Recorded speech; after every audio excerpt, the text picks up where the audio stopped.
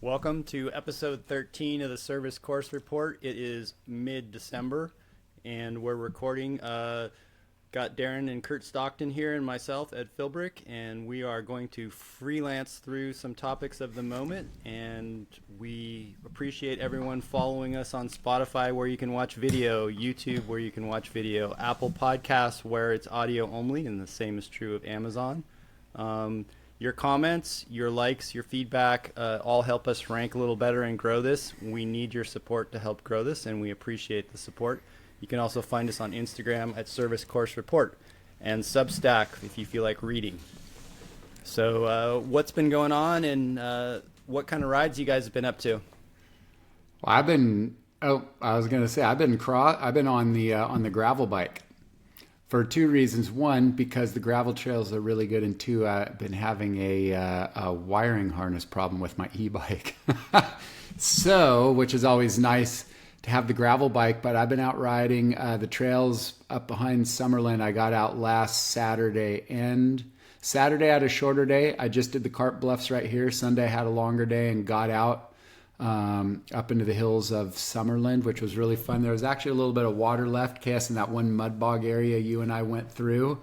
It was just a little muddy, this one creek down at the bottom, but I was able to tiptoe through there and not get any permeation in the shoes to make it through that one spot. But the dirt was exceptional, and so that was my last weekend. Then Wednesday, I also have a kid who I've been coaching over the years, who I coached. He wanted to race downhill and like enduro, downhill. And so I coach him out on the trails, and now he wants to do the Trans Rockies. So we were out meeting up at Elings Park, and it's always good when we ride and talk. And so he has a specialized cross country bike, an Epic 8 maybe, if that sounds right. Ed, you probably know if you want to correct me. And so he's had a set of 45 Reavers on there because he's been doing a lot of time out on the road. And so it actually matched up pretty well because I have 50 Gravel King SKs, and out at Elings Park, where it's really not too rocky at all or that bumpy, you can rip on a gravel bike, especially with some fat tires. So we were pretty well matched up. So we were out there ripping around. So I've been all gravel and loving it. So how do you coach a rider like that? I mean, I can understand when you would take him on Romero and you would coach him on downhill technique, but now Trans Rocky is a multi-day event, and what are his weaknesses? What do you help him with? So what we really talked about was several things. I got the lay of how it works. He's hoping to break the record for under 19-year-olds, which is an age category, which I believe he said is just under 20 days, 19 and a half or something like that days. I know. It's like 150 a day. Exactly. So you camp? So he's going to carry his stuff? Yes. And he's figuring on sleeping 4 to 6 hours per night. Oh, yeah. So we were talking about bivy sacks, lightweight. He had a friend of his, another guy who coaches here in town who's really into endurance stuff, and that guy just carried a bivy sack and just put on all his clothes at night and then would take them off. He didn't carry a sleeping bag. Ray's going to bring a sleeping bag. And then we're also talking about food and what do you eat, and trying to mix in like some type of solid food, but you're also carrying your food, and you go through towns and stop. And so I was talking to him about, if you're going into a town, does it make sense to sit down and have like a steak and a baked potato every so often? Because when you're out riding, he's mostly going to be pulling gels. So we were talking about that, talking about tire choices. The guy who won it last year, I listened to he did an interview after he won it, and if I remember correctly, he ran a full suspension, like an XCO bike, but with drop bars, and he ran 2.4. I think they were Race Kings. The dubs weren't out yet. And so Ray was kind of surprised that he suggested 2.4. So we talked about that and what a fatter tire will give you, which is just when you're tired, not having to focus as much on small little details and being able to ride through it. So we just had our first initial meeting and kind of laid out our set list of things that we're going to start working on. Oh, and also helping him work on overall like more of a there's all the different terms, but like more of like a paleo diet or a ketogenic diet where your body learns to burn fat first.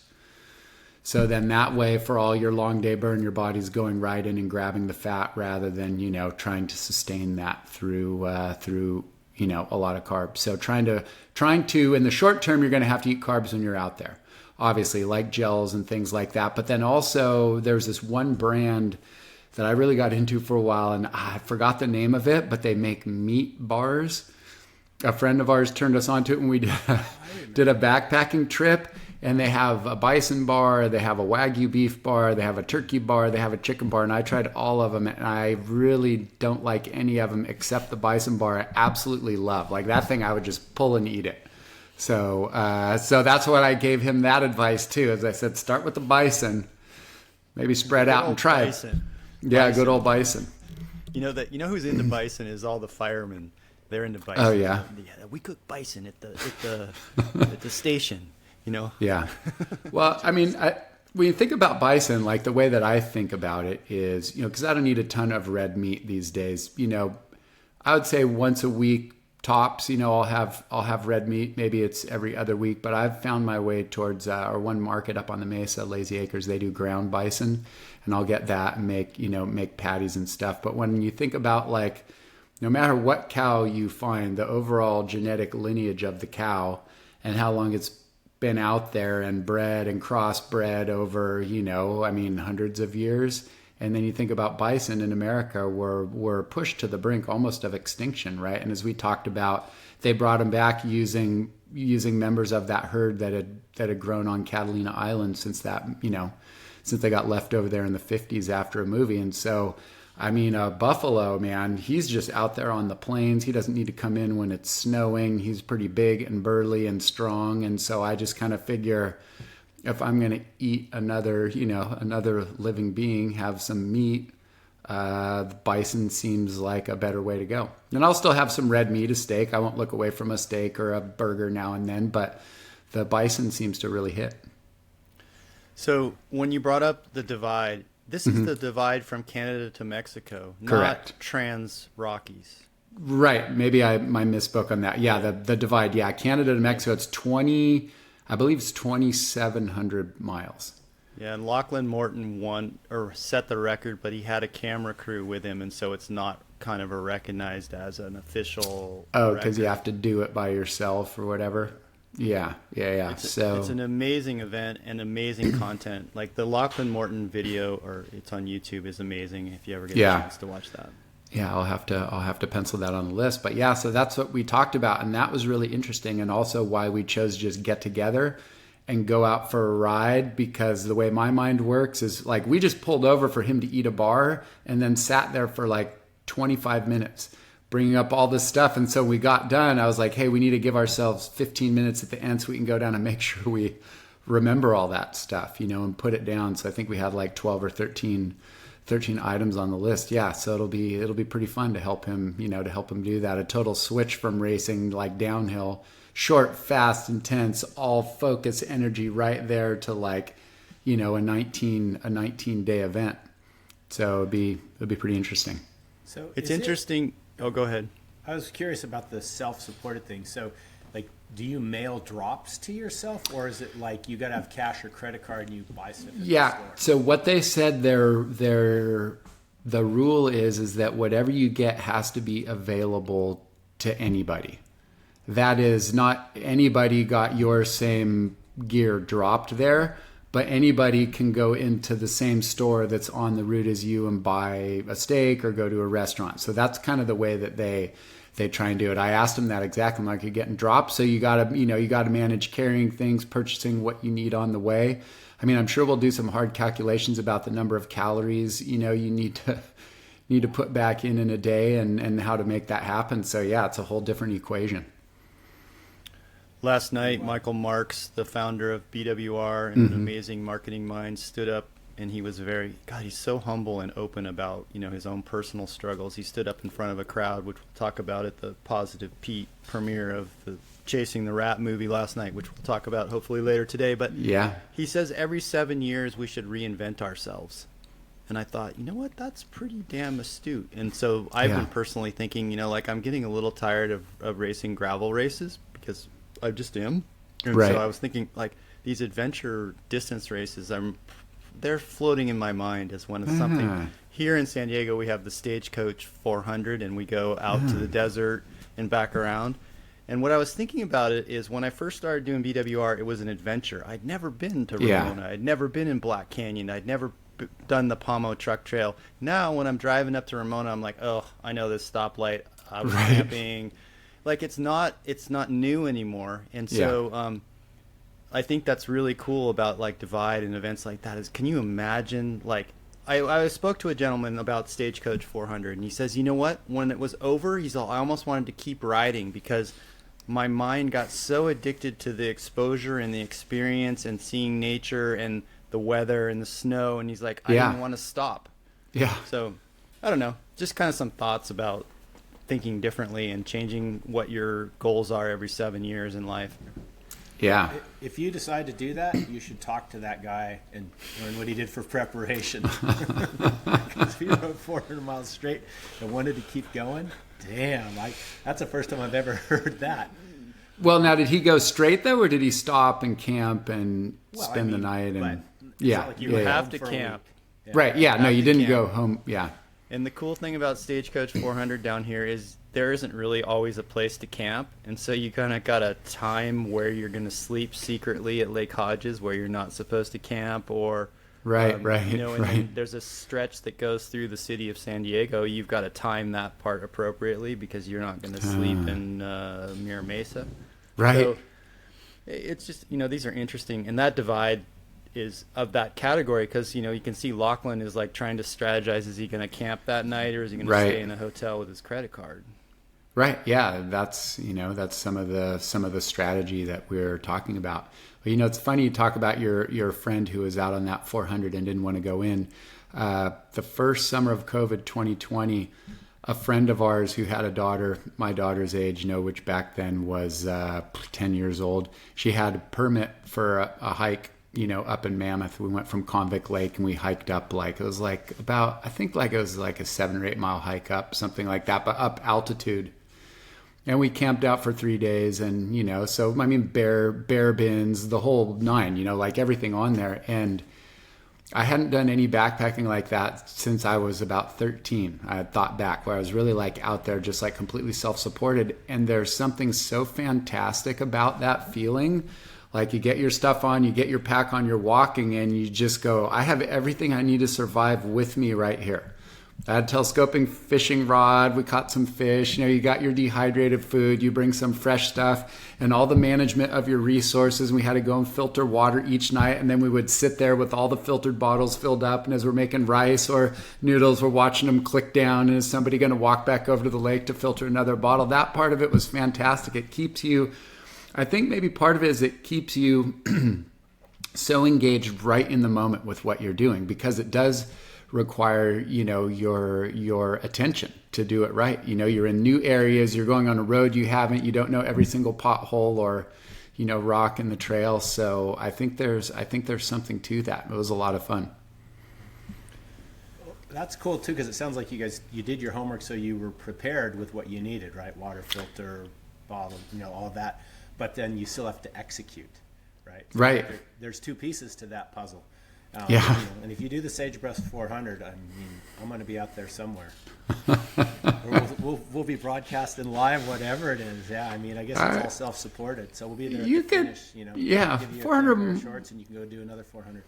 400 miles, that wouldn't be too bad. Yeah, how many days? You'd be out, you know, a few nights. Like you wouldn't have to carry a whole truckload full of stuff with you. You could squeeze it through, you know. Yeah, I'm not saying that I'm quite there. I mean, I might do something different, but the idea of fresh 7 years, the 7 year itch and recycling your fascination, like you know, the guy that you're coaching, look, he originally was focused on downhill and now he wants to do from Canada to Mexico. Right. Yeah. Yeah. He did he did a Everest challenge on Old San Marcos Pass 2 summers ago, or maybe it was like, I don't know, 9 or 10 months ago. And then this past summer in August, I think it was, he did think it was a double Everest on there. I don't think it was a triple Everest, but it took him it was 153 miles of going up and down Old San Marcos. He slept one time for 4 hours at the top. It took him just under 48 hours. He started Friday morning, I think he said basically at daybreak, which was like at 5 or something, and he finished at 3 a.m., which would have been Monday morning. Yeah, pretty crazy. And we were talking about sleeping too, and like he didn't know that, when you take a nap, which is where like the power nap part of where it gets its folklore, at about 20-25 minutes when you get into your sleep, your body releases testosterone and HGH for recovery. So I was talking to him about short naps, and also him feeling like when he did his double Everest on Old San Marcos, that he almost felt like he slept too long in one setting. He would have maybe been better off doing like an hour and up, an hour and up. It was almost like his system went so far down as he slept that he had a hard time bringing it back up, because of course it was only 48 hours. Like in 19 days, sleep is more important. He's going to target around 6 hours of sleep per night, which, like he said, man, if I could get 6 hours out there, that would be pretty amazing. So yeah, pretty fun. I think when we think about adventuring on bicycles, for us, cyclocross was adventuring on bicycles. And KS, maybe you can cue up the picture of the original Adventure. Yes. Der Springer. Der Springer. Yeah. He would ride all over Southern California with a tire twisted around his neck like the 1900s Tour de France riders. Yeah. And we thought we would talk a little bit about the adventure and the racing aspect of cyclocross today, as it's Cross Nationals Week in Fayetteville, I believe. Yeah, there we go. Check him out. Der Springer. Yeah, I think this was, 1974 maybe he was over there. Yeah, but he was This is what it was. the original U.S. cyclocross OG. And Yeah. a guy, he was in Santa Barbara and then more recently in Ojai too. Like we saw Lawrence quite a bit. Yeah. Didn't really know how gnarly he was. He was just another dude riding bikes, right? Yep. Well, one of my favorite memories is we'd be out on a junior ride, all of us together, and all of a sudden we'd scoop up Lawrence and he'd jump in and ride with us. And what's really important to realize is he was probably one of, or if not the first specialized athlete. Like when he would jump into those rides with us, he was in a specialized jersey. It was the brown gold jersey. So he was a real pioneer in adventure and cyclocross, which is, I think Kurt has some great photos to share with us about our history and our love. There. Yeah. But this guy, I thought it's appropriate. 4 or 5-time national champion in cyclocross in U.S. in 70s. I don't know if into the 80s. We always say this, don't quite do the homework. But so we were talking about cross nationals. Like and we had touched on this before, and I had done a couple of them. So I think here we go. Hang on. Ed out on the Bruce Gordon. No. Man, that picture of Lawrence hopping the barrier, there you go. Why it's significant, I'll just pick it up, as that was actually the first time anybody hopped a barrier in cyclocross. That picture was over in Germany, and that's how he got the name Der Springer, because everybody would hop off and do their good cyclocross technique, and all of a sudden here's this dude from America that's hopping the barrier. So that was like a real, that's like Pastrana hitting the first backflip at the X Games or something, just not with as much TV fanfare. Yeah, KS, there you are, hammering it. This is one, I was going through, I found that, like I said, the old photo books, and this one, I like it because it has the banner in the background. So this is the Cross Nationals 1986 in Scotts Valley, so right outside of Santa Cruz there. And that's the Elan cross bike that we spoke about in a previous episode that I had. But I had the Guerciotti stickers. I put them on there like I think it was old Roland Libaton had the Guerciotti stickers. That's I was right. racing for 10-speed drive. And we were sponsored by Guerciotti, so I was like, okay, well, that's good. I got the stickers from them, so I thought that was a cool one. And that was also, 86 was the first year that the hard shell I was just about to say. So I got that full, that Broncoli was like, look at that ventilation or lack thereof, right? Yeah. Look at that there's thing. that one, yeah, and then I had this one up earlier. So this is Mountain Bike Action Yeah. did a piece on it, and I saved this this photo, kind of cut it out. I wish it had the date on the Mountain Bike Action, but it doesn't there. But this one was also interesting because I'm looking at the lace-up shoes, and I'm on the back of the pedals. There, Yeah, with the you're on the turtles, back of the pedals. right? That's an important moment in helmet design there, because that's the first Giro foam helmet, and then in the background you can see a helmet that was The called Monarch, right? Yeah. Yeah. And that was the Style Master Cool Guy helmet, but the Giro very quickly came and stole their Yeah. thunder because it was lightweight.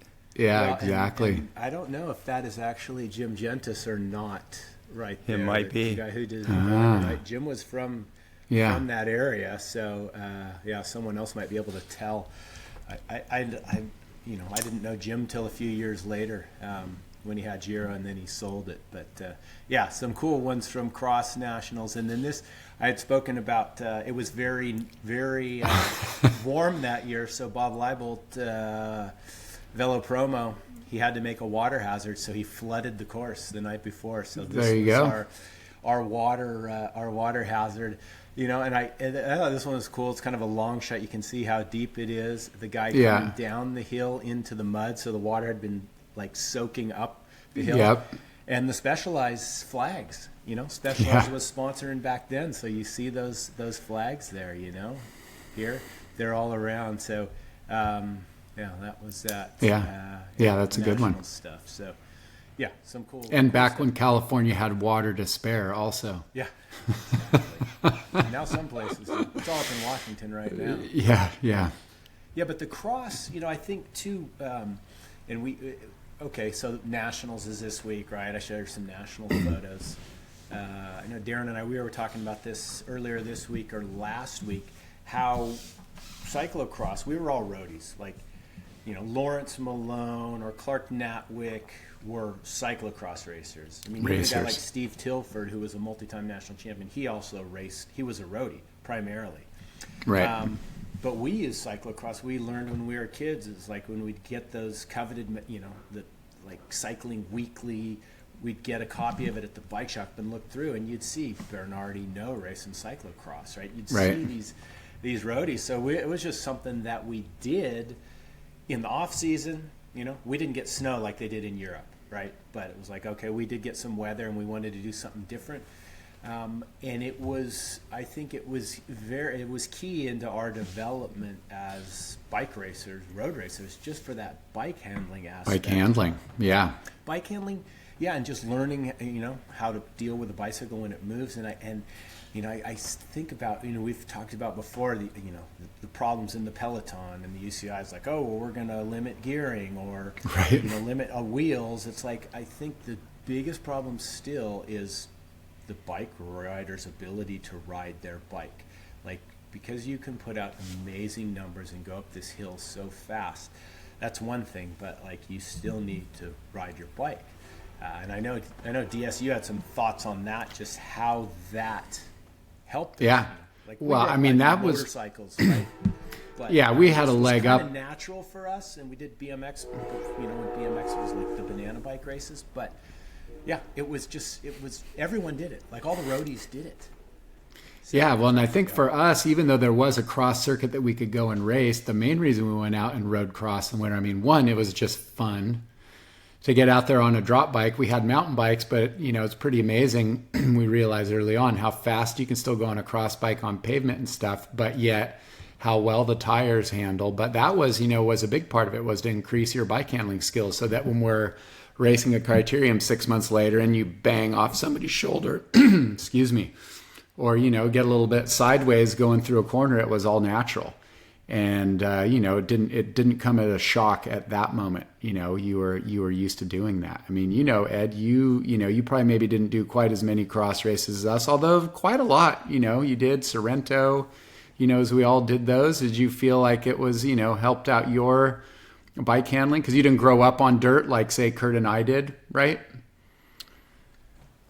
Well, my story's a little bit different. I lived 2 miles up a dirt road behind Goleta, California, and my dad took me down to the pavement to learn how to ride a bike, and he had me in a motorcycle helmet and in a full jacket. And, you know, I think he eventually decided that I had learned how to ride at the schoolyard. And so I went home and got on my driveway and just bombed straight down in the dirt. And I like crashed. So I grew up in the dirt a little bit. And I was interested in BMX, Cold Spring School, when skateboarding suddenly died in the late 70s when you guys were in Holland. Skateboarding suddenly died because BMX exploded. So during my 6th grade year of elementary school, BMX was kind of a big deal.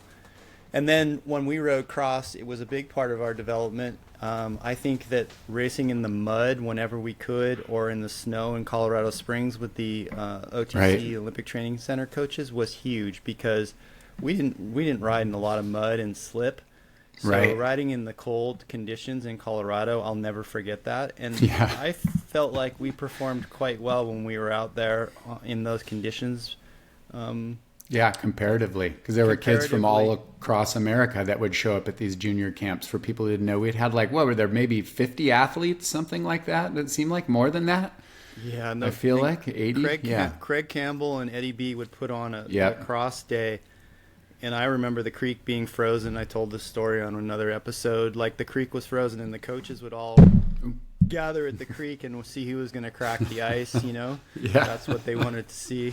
They were out there having some fun. I think cross is imperative in developing of skills, and I think I worry a little bit about the wide tire evolution of gravel that's going to take away a little bit of the development. When everyone was out on 28s and 32s, early BWR style, even road tires, they were developing skills at those moments. And, you know, if suddenly they're on suspension and, you know, flight attendant comes to gravel, and these bikes are going to become so sophisticated. And yesterday I had an interesting conversation with Pete. I was like, I'm gonna chat with Pete. I'm gonna tell him, I used to race with your uncle. And I remember when he was on dual 24-inch wheels during his comeback. Like, Wayne had a comeback year. And he's like, oh, you're dating yourself. I'm like, oh, yeah. And then he quickly said something very astute, and he said, you know, I think 32-inch wheels are going to come to gravel, and I think it's going to be big there. And what he meant was wheel circumference, and that a large wheel size makes a lot of sense for gravel. And so I worry that gravel bikes are going to get so sophisticated that we're not going to develop bike handling skills on being on the wrong equipment in the wrong place. Right. Yeah. Going flying down a trail, and all of a sudden you find out you're way under tired, but you just figure out how to ride it anyway, because it is definitely a different skill set. I think that too. That's one of the things that I love about my gravel bike is it's just a rigid bike. You know, and I would love to try out suspension, and I know I would go faster with it down through bumpy areas, but also, you know, and I think this is one of the benefits of riding something like, say, cross, is like the benefits of cross platforming, right? Even if you're a diehard road racer, why getting out on doing some cross, or nowadays it would probably be more, you know, gravel, although there's still cross racing, why that's good for you and what you learn. And so my two main bikes are my Mondraker Arid, my gravel bike, and I'm running that with 50C tires on there. And then obviously I have my Mondraker Crusher e-bike that I've talked about on the pod. Both, you know, very different vehicles. You were going to say something yet? Well, Andy Brightman, who's finished more BWRs than anyone else, he's like finished, I think, 22 BWRs, which is quite remarkable. He says you need to ride all the bikes, and he really emphasizes that. And I was thinking yesterday about how I wish that some of the gravel riders would ride a little more road, because we got on this like road descent that has inconsistencies, and they were scaring me, you know? Like, I know that you think you have off-road skills, but I want to know that you can corner around this this thing safely and not take me out.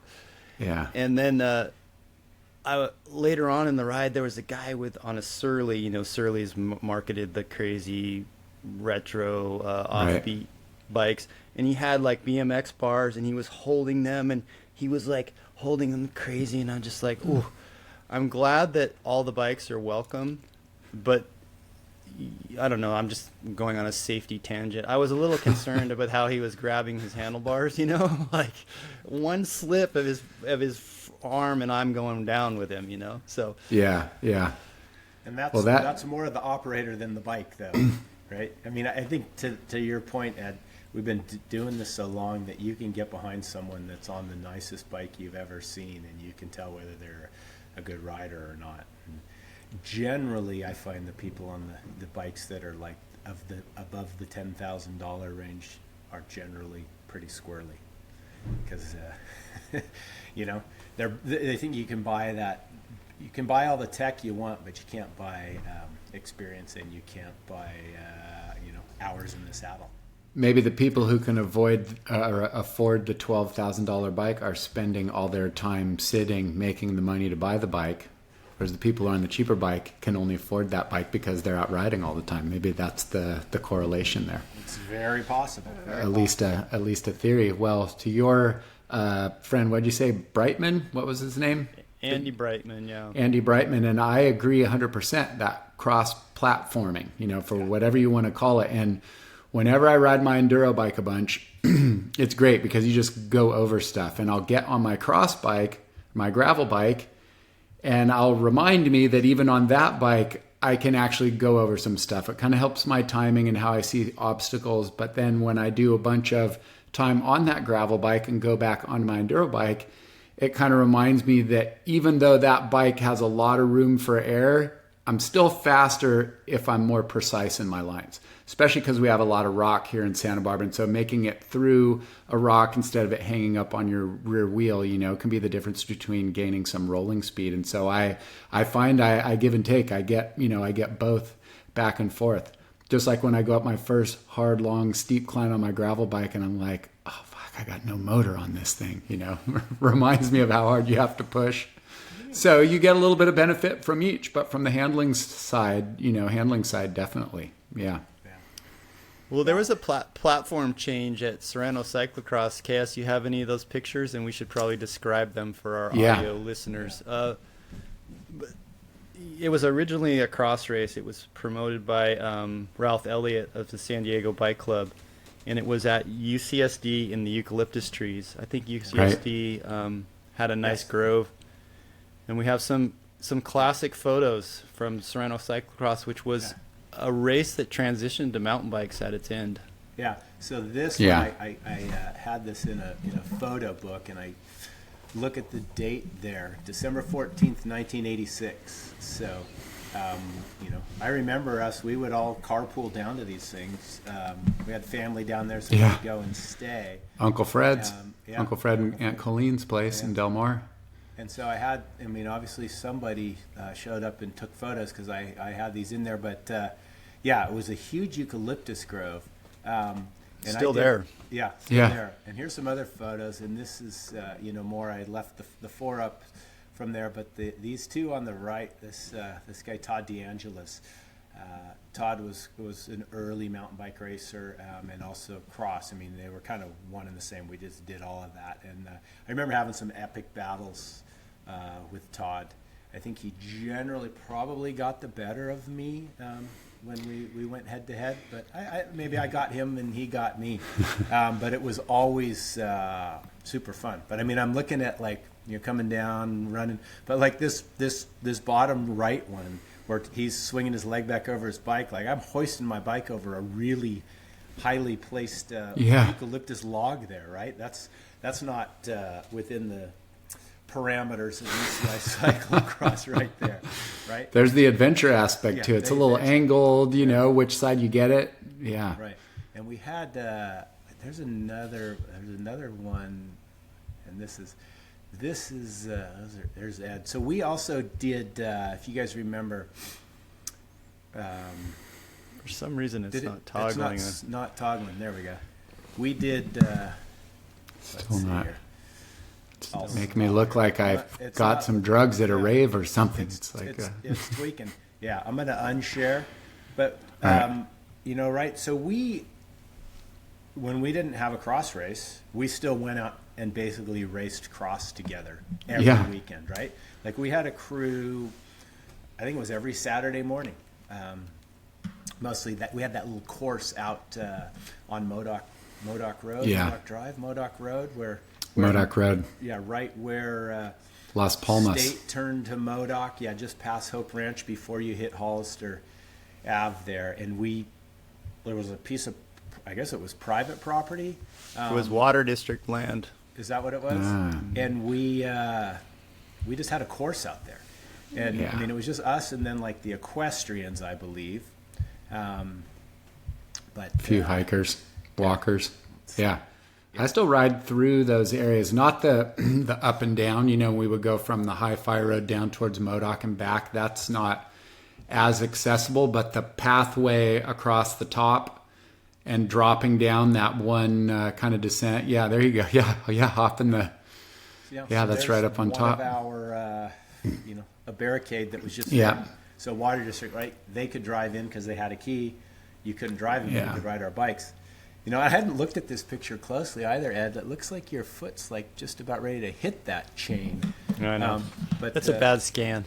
bad skin. Bad scan. Yeah, I like it. That's the tag. That's a bad scan. That's a bad skin, right? But that's your the Bruce Gordon you had, right? Yeah. That you showed before.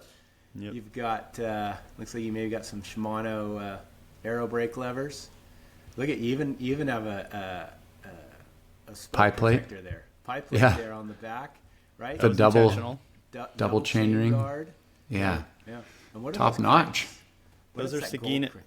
Sagino Saginas? BMX cranks with Ah. chainring guards that Tony, Hack, Anthony, Auger, Vincente machined for me. So those are Yeah. additional chain rings bolted on the Right, side where right. he ground off the teeth. 'Cause Yeah. it was Yeah. hard to. We knew about chain guards. We saw them overseas in Europe, but you couldn't just go and buy them somewhere. Right. So the Had to original modify one it. by there, Yep. right? And a single bar end shifter. Yeah. Indexing. Yeah, that's a Indexing. Yeah. It was SIS. indexed. Yeah, but that was a proper bike. And then going back to Sorrento, so this is when it kind of transitioned to the mountain bike. It became more of a choose your weapon, right? So here you are on. Tell us about this ride here. It's not scrolling for Oh, us. it's not scrolling for you? Yeah. What's going on here? Getting the tweak. All right, I'm gonna have to. The tech ain't working, so I'll unshare and I'll reshare, and we can go that. I imagine you're talking about the yellow Yeti Ultimate. Yep. Yeah, that thing was tight. Yeah, there you go. Yeah, I was on a That looks like a Diamondbacks. bad scan. Yeah, it is a bad scan. Time helmet with the trademark tip to the right. I don't know why my helmet is always tipped on my head. Maybe you have a but little French in your lineage or something. Yeah, it's it's just just like a always natural tipped. beret. I tip my head for family photos too.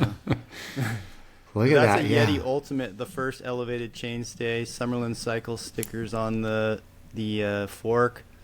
John Parker and probably Chris Herding were in the gully that Yeah. day yelling at us. Hey, big guy, you're in 20th. Those Yeti Ultimates, that was a fast bike, man. Those things rip. Now, I can't tell if that had the AccuTrack fork, that one they ended up selling to Answer right before suspension came out, but those Yeah, bikes that's ripped. That's an Yeah. AccuTrack fork right before Answer would have taken Yeah. it over. Yeah. I Those love things looking rip at that thing down too, Romero. like, Yeah. With the XL, because you're a tall dude, like those fork, like I said, the fork legs are almost the same length as the head tube there. Those little 26-inch. Just look how small the wheels look. Now it looks like you're on a BMX bike. And there could be maybe that is a bit of a bad scan, but Yes, the angle of the photo more, CD Cross shoes. Yep. Sponsored by Diamondback on a Yeti Ultimate. When they very first came out, John somehow set me up on that. Yeah. The next picture you might have is of For Racing Only, which was their first sort of one-piece rear. Those bikes were so bitchin', man. Yeah. They So were what- just, what- Yeah. What we Yeah. found is that 2 years in a row we raced mountain bikes there. yep. And Kurt has a result sheet from another race that was actually a cross race where the mountain bikers showed up. Right. And we like to categorize that race, or I do. I like to tell the story that that's the first time Tinker Juarez raced a mountain bike. Charlie Litsky, who was a sports agent for John Tomac and others, lent a mountain bike to tinker that day, and that race was at the Cal State Dominguez Hills 1984 Olympic Velodrome. Right. So we raced on a vacant lot, and then we went in and out of the velodrome, up and down the internal stairs. Yeah. And this is a great result sheet because Yeah, I mean, it's look a at all the mix names. of mountain bike and road names. And Todd D'Angelo's there. Yeah. Matt Kashara, who was a longtime, road and cross racing staple East Coaster that we competed against in the criterium circuit and road racing circuit. Dean Bradley, who went on to be like marketing guru for, I think it was Haro back in those days, and many other things racing. Yeah. I know, it's pretty wild looking at this. Ed, 11th place there, holding it down. I like it. Joe Sloop. Instead of Joe Sloop. I like being ahead of Joe Sloop. He was a Ross athlete. Ross was an early sponsor of mountain bike races or mountain bikes. Yeah. And that guy 13th, Rob Mackle, he ended up being a pretty amazing triathlete. Yeah, really? Everyone did everything. Yeah, when I lived in that world for a little bit, I remember meeting Mackle. I think he was a really good swimmer. So look at that. He's VCLG. That's Velo Club Lagrange. Yeah, like they say, overnight success that's 20 years in the making. Yeah. Well, I liked it too, and we were looking at those asterisks there. Like, what are those asterisks? Are those the guys on mountain bikes? And then you look at the bottom. It's ROSTA. It's the Rough and Steep Trail Association. Rough and Steep Trail. Yeah. That's right. I don't Rough remember and that Steep one, but I thought that was pretty cool. So I wonder if that's still around. I like that. Rastaman. yeah, I Rough think and Todd. Steep. I think D'Angelo sent me this one. He did. Or Kashara sent it to him, and that. Yeah, and for whatever reason, I'm not getting the swipe here, but I do have some of those pictures from Cal State Dominguez Hills, so I'll the get funny those thing and then reshare. Yeah. is that it makes it sound like it says mountain bike scramble was the name of the race. Right. Yeah. So I think you were on a cross bike. I was on a cross bike. Right.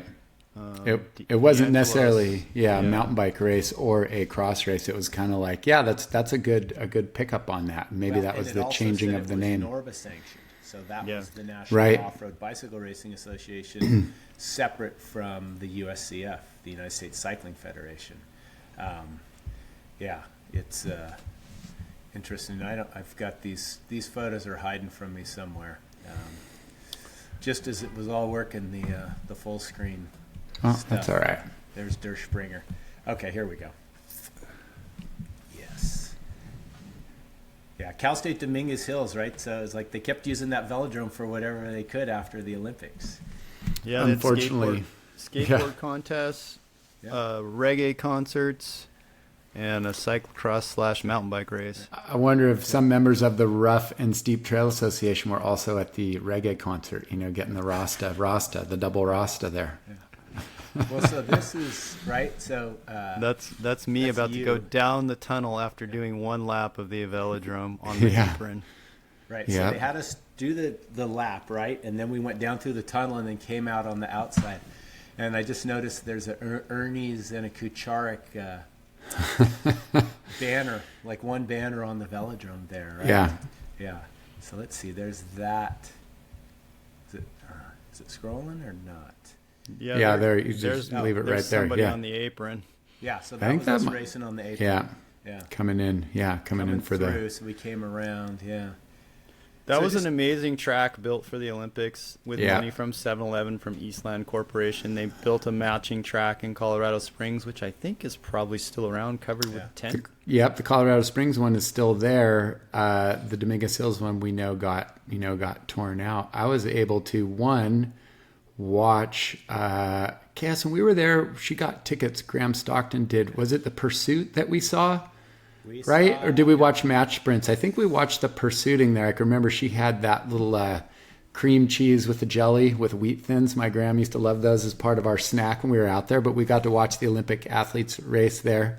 I got to ride and race on that velodrome and also ride and race on the velodrome out in Colorado Springs, which is actually kind of cool considering I had a very limited track racing career. I guess we did it all back then.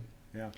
Well, and that was a cool point. So our grandmother, Dad's mom, Jean Stockton, she loved sports. So she actually, when the Olympics came in '84 to LA, she probably went through the Yeah. process, mailed in, and got tickets to the velodrome and took us there. And I think we did. I think we saw Pursuit finals. Yeah. So we got Saw- to see Steve Haig. Saw win. Butterball. Yeah. Saw Haig win the Before- gold. And then we were teammates a few years later. Yeah. And I think it was maybe the qualifying for the sprints. I don't know if we saw Yeah. the finals for the sprints. Yeah, but we sat right there and watched it, and then here we are a couple years later racing cross bikes around it. So that was pretty cool. An interesting Yeah. story about that track is turn 4, which we're looking at in the shade there. There was an earthquake when they were setting the concrete, and it always had a wobble in it. Like that track was pretty well made, but it did have a problem that was generated by an earthquake. By an earthquake. Interesting. So, I was looking more. Yeah, got a little more cross. Well, I mean, I think that's it. Cross. yeah. More young riders, I think, should ride cross that are roadies, just to do it, and really, that was a great point about the tires, DS. That right. I mean, cross. What's the limit? Is a 33C or a 32C? 34. Yeah, 32, maybe. whatever. Right, a road tire basically these days. Yeah. Right, but just getting out there and riding and learning how to do that, it's going to make you better. And you don't even have to race. Just set up a course. Yeah. Right. There's Just so go many ride. places to go do it. I think that's a huge deal and a problem with the youth of today. No, but really, I Yeah. think it's a problem with a lot of the crashing that we're having. You know, people want to blame disc brakes or this, that, and I'm sure it's a combination. But I think one of the easiest things to take out of the equation is learn to ride your bike better, not just go fast on it, but actually be able to go around corners and things. Yeah. Yeah. DS, you had a little scare with your health and maybe some magic potion? Yeah. I mentioned it on the last pod, I'd picked up a case of bronchitis. Sometimes, get from the bovine where we started out, it was, cold and a lot of pollen in the air as I get some allergies. So I try to fight it off the natural way, as I really mostly don't take any type of like pharmaceutical, Advil, anything unless it's absolutely necessary. But it definitely got to the point where I'm like, all right, my body doesn't feel like it's turning the corner on this. It went through a couple cycles, better, worse, better, and then it tipped the corner. So I went into my doc, actually his PA, who is funny, Denise Kircher, who we went to high school with. But she ended up prescribing me. I definitely had, a case of bronchitis. And so I got 2. I got one that's like this powder steroid to help heal, get the inflammation down. And that's a 30-day cycle. It's this funky little thing you twist and powder comes out and you breathe it in. Inhaler? Yeah, the click inhaler. I've used that. But the other one I got was a 5-day cycle of prednisone. And boy, I got to tell you, that stuff was amazing. So the funny story is, pre-COVID, our good friend Kenny Adams, he was telling me this story about how he had been traveling and picked up something in his lungs and he couldn't get rid of it. Goes to the doctor gives him prednisone. So I had talked to him like 3 or 4 days after he started it, and I go, well, and he goes, I know it's working. And I go, how's that? He goes, well, it's the first time I've climbed out of bed in the morning and nothing's hurt. He was he was probably in his late 50s, like my age now. I'm 57. And so I had to call up Kenny and tell him that was exactly what I experienced. After 2 days, I woke up, I was like, dang, man, I'm like full energy, like just, nothing nagging, anything like that. Did my 5-day cycle. And I would say by Tuesday morning, I finished Sunday morning, so Monday. And then Tuesday morning, I woke up and I'm like, oh, I forgot I tweaked my ring finger, out riding. Oh yeah, I forgot about that one spot I whacked on my shin on my mountain bike, and all these little things pop back up. So I got to say, modern science, it definitely works. I could see how that could be like get more addictive than a recreational drug. Just waking up and not feeling anything hurt anytime, but it's doing the trick. So yeah, we don't give medical advice on this podcast when it comes to pharmaceuticals, but definitely not. Just really experience. Yes, exactly. That's my experience. So, but it was pretty funny, So now back to the old me. KS, Back you to the listening to regular anything DS. interesting musical? It's after we spoke last time and we were talking about my former teammate and good buddy, and we all trained with James Urbanus, who came out. I was thinking about James's influence just on expanding away from the tried and true rock and roll that I grew up listening to, and I delved back into Big Audio Dynamite, which was when the Clash split up. right? Mick Jones started a band, BAD, often referred to as BAD, Bad, Big Audio Dynamite. And it was really those first 3 albums. The first one, This Is Big Audio Dynamite, that came out in '85, so it was the same time the Beastie Boys, and we learned about Public Enemy. But I just, I like listening to the album like start to finish. Yeah. Sequence you talk about, and the next song that's coming up, every little change. But those guys were super innovative because it was really one of the first times I heard any type of sampling that wasn't from a hip hop group. Right. And they weren't so much sampling like musical riffs, but they did a little. But they were like lines from movies. They had Good, the Bad, and the Ugly. The Good, the Bad, and the Ugly, and and Tuco Bendito Pacifico Juan Ramirez. Yeah. Right. Known as the Rat. And how they tied all of that stuff in, it was fun listening to it. And then I went down this rabbit hole again on one of their songs, Escarita, which is either off of number 10 Upping Street or Tighten Up Volume 88. And I just thought it was a song about, some Hispanic dude named Escarita. And I started reading the lyrics, and it refers to SQ Reader, S.Q.Reader. And so then I'm like, the internet can be helpful for some things. And I threw that in and did a little search, and there was a guy named Eskew, E-S-K-E-W Reader, that soon became SQ Reader, and sometimes known as Escarita. And he was a 50s like rock and roller mixing with soul, and he played the piano. And I saw some pictures of this guy. I'll bring it up next time. But I started reading, and he was a huge influence on Little Richard, which so many rock and rollers talk about Little Richard, but we don't ever hear about SQ Reader. So it's fun doing that, and I've listened through those albums a few times, and just looking at those covers and that stuff. And it was, it's cool to rediscover old music, but just how innovative those guys were. And they did. I went down a little further. There was an album or two that were released in the UK and Australia and never came to the US. And they threw some songs on that 4th album, Megatop Phoenix, before the band got changed up and became Bad 2 or Big Audio Dynamite 2. But if you've never heard of Big Audio Dynamite, or if you know them and you haven't listened in a while, I suggest going back because it's fun. And the Walkman smashed on the side of the road from last episode. I had those tapes. So had some Bad in there. Yeah, they were great writing music, and it was Clash. But then the people that they brought in were really kind of like reggae based and more beats based. I can't remember the name of the one guy was Letts, I think, Letts, his last name. I remember reading the credits, but so it definitely had an interesting flair. And then like you talked about bringing in some of that sampling that we had only heard in rap music of the time was the only music that was doing that type of sampling, using just like interview snippets and voices, and BAD kind of threw it all together. Those are great albums. Yeah. One of the pieces of comments that we had in the last week or so since we recorded was, where's the amateur segment? We didn't have an amateur last week. So yours truly will nominate myself as an amateur. I trained specifically all fall to be right at 200 pounds to win the big bones at the Dirty 30. It was actually called the 30 XL. So I made sure I wiped down my legs, had my hat, had my sponsor jersey appropriately ready, a warm one for the cool morning. I got up on the podium. Yeah, nice effect. And there were some comments about, where's the scale? We want to weigh these guys, blah, blah, blah. Well, the amateur moment was the belly slip, which is pretty appropriate for the 30 XL Big Bones Classic winner. Oh, yeah, amateur. Everything else is amazing. Yeah. Especially compared to your compatriots there. They've got all sorts of stuff going on, but you're you got the hat, got the glasses, even your shorts kind of match the color of your jersey, fresh jersey.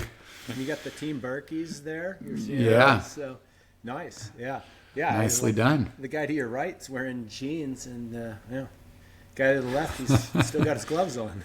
He's got his dog up there. Everyone's awesome. I love that photo. Yeah, way to go, Rico. Yeah. So the amateur, Amateur. yeah, goes to yours truly. Good fun event. It's fun to race in December, and which is a good time to race. That's when we were racing cross. So there's some good numbers to be had in December. Yeah. We have to wrap up because we were running out of time. But I went to the premiere of the Positive Pete Chasing the Rat movie last night, and I expected it to be a Canyon infomercial, but it was an impeccable piece of cinematography that you should all watch about his Mount Washington challenge, where he strikes out and doesn't get the record that his dad had held. Yeah. I think his dad held the record for 20 years, and he wanted to get it for himself. And it's on just premiered on YouTube today. It's about 15-20 minutes long. I really highly recommend it. He hosted a Positive Pete ride yesterday. That's how I branded it. I made everyone say Positive Pete during the photo. Nice. It was a great ride. A lot of regrouping. It was a cool event last night, hosted by Jim Miller, with Heather Jackson, another fellow Canyon athlete who's pivoted and does all the things. She's a trail runner, triathlete, won BWR on her gravel bike. And so it was a really cool event. I highly recommend that video. And it's interesting to ponder him as he evolves into retirement. And, I think he's going to race some highlight races and probably honor some contracts. But it was really a cool event. I thought one of the best moments is that he's going to help young riders, which is a theme that we have on our podcast here, and help them not just as an agent, but with their marketing and branding. So. Yeah, that sounds really good. Give Pete the award for the Positive Pete movie. Yeah, and spreading it out there. Well, we'll have to, not on this pod as we won't have the time, but maybe on the next podcast, you and I can tell our Mount Washington story, which, without giving any away, ended up not only the ride up, but then getting back down was probably more spicy than anything that happened in the whole stage race that we did that whole week, which culminated with that stage. So we have some time to sink into that. We'll relay some pretty good stories. One quick side note is it's not UCI sanctioned, so you can ride any event. So Pete and his big tall Wayne, his mechanic, pushed the bike to the absolute limit, and you are not allowed to ride your bike down. You have to be driven down for safety reasons. So they made that bike a one-way up bike. Did it have brakes on it? He had one brake. One brake, yeah. Big tall Wayne wanted him to switch the brake levers left to right because he could use less cable housing if he switched side. They couldn't agree. He said they fought more on that project than any other project. He moved his Di2 battery off the derailleur farther forward for shorter cabling. For weight. Shorter E-tube? Yep, shorter E-tube. Yeah. So it must have saved half a gram, maybe a gram. Well, I can remember JT, telling me mountaineering stories about a friend of his who was like, JT considered himself pretty well a master at this point of lightweighting. Of course, people know you cut all the tags out of your clothing and everything, but JT was telling me, so this guy was at a whole nother level. Like, he's like, why are you carrying a metal cup? JT's like, well, I need it to warm up water. He's like, no, you don't. He's all, just use a plastic one and stick it in your pocket. Your body will heat it up. And then, the layers that people are willing to go. So that sounds pretty interesting. I look forward to watching that video. Yeah, and in little hindsight, chasing the rat is a rock climbing term of our addictive mind. Rock climbers are always chasing the rat. They need to feed their soul with the next conquest. And so when you think about retirement, you think about Pete's career and chasing the rat. It's a great title. It's also good to know that it's a rock climbing term when you watch the movie. Right. I thought attending the premiere gave us a lot of hindsight that made it a better clip or movie. So it's just fun to share a little of those details with you guys here today. Nice. But great. Thank you everyone for following along. And this has been episode 13. Take care. Lucky 13. You. Yeah.